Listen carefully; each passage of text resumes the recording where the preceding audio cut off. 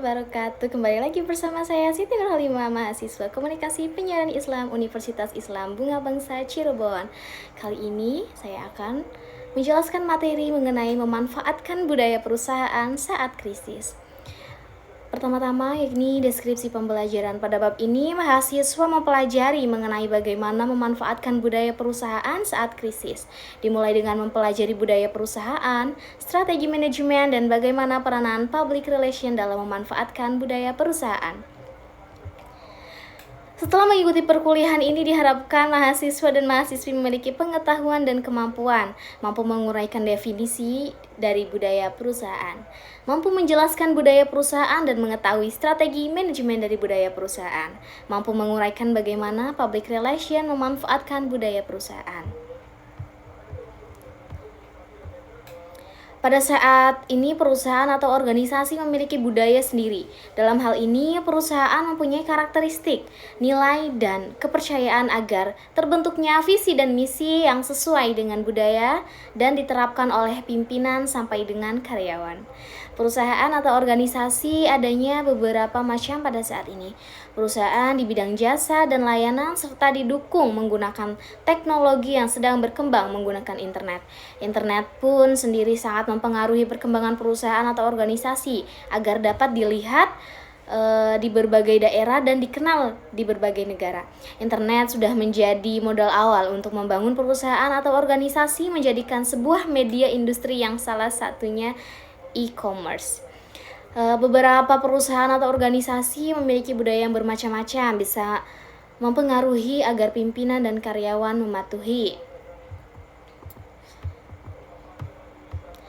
Penyesuaian diri dengan lingkungan eksternal dan integrasi dengan lingkungan internal ini adalah suatu hal yang sangat penting karena menjadi pola asumsi yang tersirat yang dipelajari oleh suatu kelompok ketika kelompok tersebut mengatasi masalah-masalah. Penyesuaian diri itu sangat dibutuhkan. Oleh karena itu, perusahaan atau organisasi merupakan tempat sekumpulan manusia yang mempunyai sistem kerja yang sama agar terjalin hubungan kerjasama untuk mencapai tujuan bersama. Dalam hal ini, perusahaan atau organisasi yang menentukan tujuan secara bersama memiliki peranan menentukan proses perencanaan pengorganisasian yang disebut manajemen. Budaya perusahaan dan strategi manajemen. Budaya perusahaan adalah budaya organisasi sebagai pola asumsi yang tersirat yang dipelajari oleh suatu kelompok ketika kelompok tersebut mengatasi masalah-masalah penyesuaian diri dengan lingkungan eksternal dan integrasi dengan lingkungan internal. Asumsi tersebut telah terbukti oleh penerapan dengan baik dan valid dan dianggap valid. Oleh karena itu, hal tersebut diajarkan kepada anggota baru sebagai cara yang benar untuk mempersepsi, berpikir, dan merasa dalam kaitannya dengan masalah-masalah tersebut. Menurut Wirawan pada tahun 2021, peranan penting budaya organisasi antara lain sebagai berikut. Yang pertama, menjadi identitas organisasi. Budaya organisasi berisi satu set karakteristik yang melukiskan organisasi dan membedakan dengan organisasi yang lain. Budaya organisasi menunjukkan identitas organisasi kepada orang di luar organisasi. Selanjutnya, menyatukan organisasi. Budaya organisasi merupakan lem normatif yang merekatkan unsur-unsur organisasi menjadi satu. Norma, nilai-nilai, dan kode etik budaya organisasi menyatukan dan mengkoordinasi anggota organisasi. Ketika akan masuk menjadi organisasi, para calon anggota, calon organisasi mempunyai latar belakang budaya dan karakteristik yang berbeda tentunya. Agar dapat diterima sebagai anggota organisasi, mereka wajib menerima dan menerapkan budaya organisasi. Selanjutnya ini ada reduksi konflik. Budaya organisasi yang sering dilukiskan sebagai semen atau lem yang menyatukan organisasi. Isi budaya mengembangkan kohesi sosial. Anggota organisasi yang mempunyai latar belakang berbeda, pola pikir, asumsi, dan filsafat organisasi yang sama, memperkecil perbedaan dan terjadinya konflik di antara anggota organisasi. Selanjutnya ada komitmen kepada organisasi dan kelompok. Budaya organisasi bukan saja menyatukan, tetapi juga memfasilitasi komitmen anggota organisasi kepada organisasi dan kelompok kerjanya. Budaya organisasi yang kondusif mengembangkan rasa memiliki dan komitmen tinggi terhadap organisasi dan kelompok kerjanya. Selanjutnya yakni reduksi ketidakpastian. Budaya organisasi mengurangi ketidakpastian dan meningkatkan kepastian. Budaya organisasi menentukan kemana arah apa yang akan dicapai dan bagaimana mencapainya. Budaya organisasi juga mengembangkan pembelajaran bagi anggota baru. Yang keenam, menciptakan konsistensi. Budaya organisasi menciptakan konsistensi berpikir, berperilaku, dan merespon lingkungan organisasi. Budaya organisasi memberikan peraturan, panduan, prosedur, serta pola beroperasi dan melayani konsumen atau pelanggan organisasi.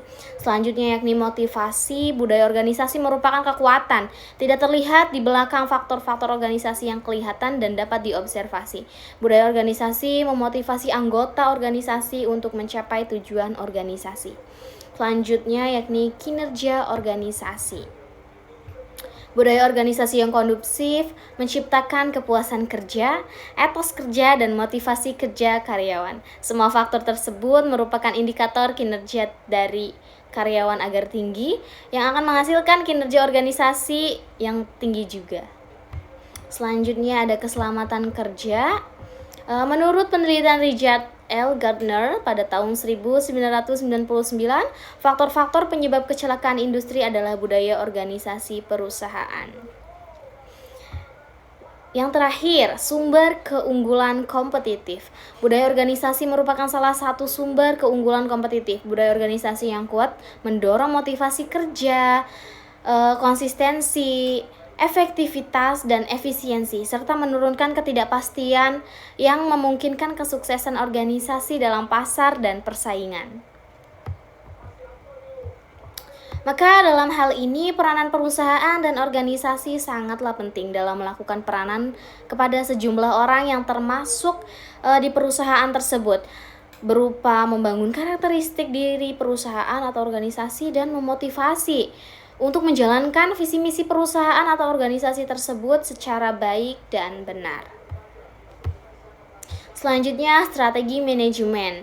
Manajemen adalah proses perencanaan, pengorganisasian, pengarahan, dan pengawasan dengan memberdayakan anggota organisasi dan penggunaan sumber daya organisasi lainnya agar mencapai tujuan organisasi yang telah ditetapkan.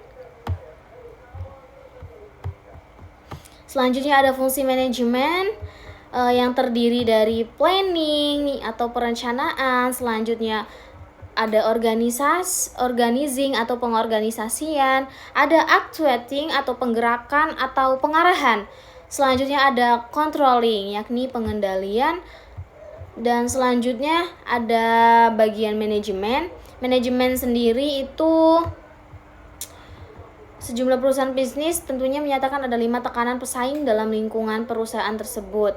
Yang pertama ini pendatang baru yang berpotensial atau potential new entrants. Kebutuhan modal dan skala ekonomis, loyalitas, merek, persyaratan permodalan menentukan beberapa mudahnya atau seberapa sulitnya bagi pesaing baru untuk memasuki sebuah industri. Selanjutnya yaitu ada kekuatan penawaran dari pembeli atau bargaining power of buyers. Selanjutnya ada kekuatan penawaran dari pemasok atau bargaining power of suppliers. Selanjutnya ada ancaman dari produk-produk substitusi atau threats of substitute product. Dan yang kelima ada persaingan di antara para pesaing, rivalry among competitors. Nah, bagaimana public relation memanfaatkan budaya perusahaan? Public relation dapat memanfaatkan budaya perusahaan dengan berbagai cara untuk membangun dan mempertahankan citra positif perusahaan. Dalam hal ini, peran public relation dalam manajemen perusahaan mempunyai tugas sebagai berikut. Nah, tugas dari public relation dalam manajemen melakukan tugas seperti membutuhkan data dan fakta, mendefinisikan permasalahan yang sedang terjadi, membuat perencanaan dan membuat program yang akan dijalankan, serta melakukan evaluasi apakah semua tugas public relation berjalan dengan baik dan sesuai dengan manajemen perusahaan. Selanjutnya ini peranan public relation dalam mengelola komunikasi internal. Komunikasi internal secara konseptual dapat diartikan bentuk pertukaran informasi dan ide di dalam organisasi. Menurut Smith menekankan beberapa aspek mengenai komunikasi internal. Dalam hal ini, komunikasi internal sangat dibutuhkan dalam perusahaan untuk membangun orang-orang dalam perusahaan, memberikan citra positif dan kerjasama antar karyawan dan atasan agar terjalin komunikasi yang baik. Peranan public relation dalam mengelola komunikasi eksternal perusahaan. Menurut Granigan, public relation yakni management of communication between an organization and its public. Berdasarkan pada definisi ini, Grunig mencoba menggambarkan dua fungsi komunikasi yang berkaitan erat pada bidang public relation. Yang pertama adalah fungsi manajemen komunikasi. Menurut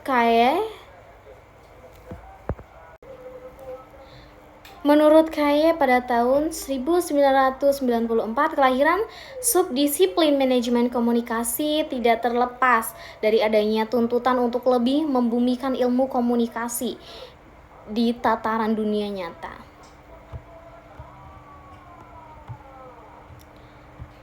Selanjutnya, fungsi kedua adalah mengenai komunikasi organisasi. Menurut Conrad, mengidentifikasi 3 fungsi komunikasi organisasi sebagai berikut. Yang pertama, fungsi perintah berkenaan dengan anggota-anggota organisasi mempunyai hak dan kewajiban membicarakan, menerima, menafsirkan, dan bertindak atau suatu perintah.